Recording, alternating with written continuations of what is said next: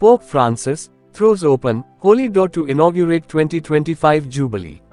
As Pope Francis opened the Holy Door of St. Peter's Basilica, the evening of the 24th of December 2024, he ushered in the widely anticipated 2025 Jubilee Year of Hope.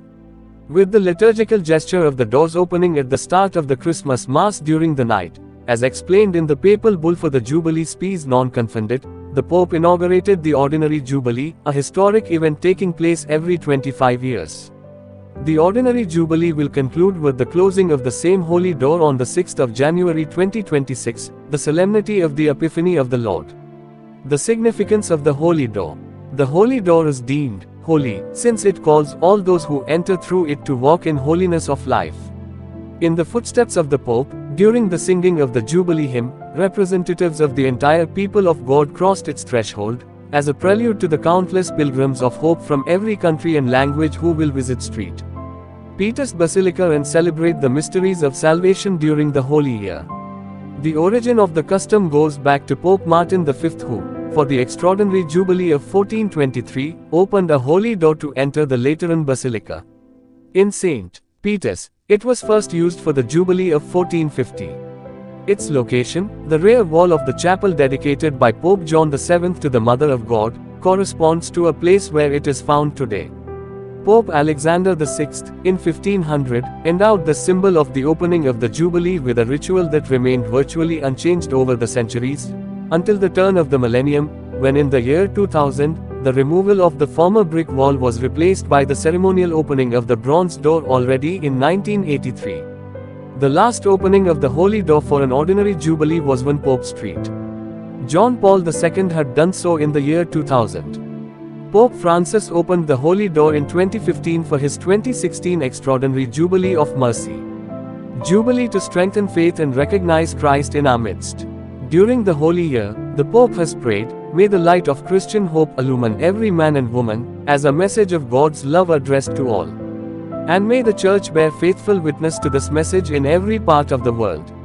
The Holy Father invited us to pray, to prepare ourselves throughout this year, so that this Jubilee may strengthen us in our faith, helping us to recognize the risen Christ in the midst of our lives, transforming us into pilgrims of Christian hope, restoring us to our Father's embrace. The Pope picked up the Jubilee theme of hope in his homily. He began recalling the Gospel passage according to St. Luke, which recounts when the angel of the Lord, bathed in light, illumines the night and brings glad tidings to the shepherds. "I bring you good news of great joy that will be for all the people. For unto you is born this day in the city of David a Savior, who is Christ the Lord." Luke 2:10-11. At that moment, the Holy Father reflected on how heaven breaks forth upon earth amid the wonder of the poor and the singing of angels. God, he highlighted, has become one of us to make us like himself. He has come down to us to lift us up and restore us to the embrace of the Father. Little child offers hope for the world. In Emmanuel, God with us, the Pope reiterated, we find our hope. The infinitely great, he marveled, made himself tiny, and the glory of heaven appeared on earth as a little child.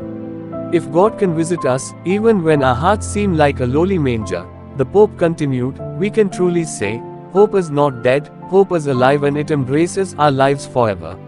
If God can visit us, even when our hearts seem like a lowly manger, we can truly say, hope is not dead, hope is alive and it embraces our lives forever. There is hope for you. The Pope reminded that with the opening of the Holy Door, the new Jubilee was inaugurated, which exhorts each one of us to enter into the mystery of this extraordinary event. Tonight, the door of hope has opened wide to the world, and God speaks to each of us and says, there is hope also for you. He said, with haste, therefore, he said, let us set out to behold the Lord who is born for us, our hearts joyful and attentive, ready to meet him and then to bring hope to the way we live our daily lives. For Christian hope is not a happy ending, which we passively await, but rather, a promise, the Lord's promise, to be welcomed here and now in our world of suffering and sighs. With haste, let us set out to behold the Lord who is born for us, our hearts joyful and attentive, ready to meet him and then to bring hope to the way we live our daily lives. The end to wallowing in mediocrity. Significantly, Pope Francis underscored, the Jubilee is a summons not to tarry, to be kept back by our old habits, or to wallow in mediocrity or laziness. It is a summons not to tarry, to be kept back by our old habits, or to wallow in mediocrity or laziness. The Pope recalled Doctor of the Church St. Augustine's having suggested that hope calls us to be upset with things that are wrong and to find the courage to change them. With this in mind, as disciples of the Lord, the Holy Father encouraged, we are called to find our greater hope in Him, and then, without delay, carry that hope with us, as pilgrims of light amid the darkness of this world. Rediscovering joy of encounter with the Lord. Brothers and sisters, the Pope reminded, this is the Jubilee. This is the season of hope in which we are invited to rediscover the joy of meeting the Lord, he stressed, adding how the Jubilee calls us to spiritual renewal and commits us to the transformation of our world, so that this year may truly become a time of jubilation.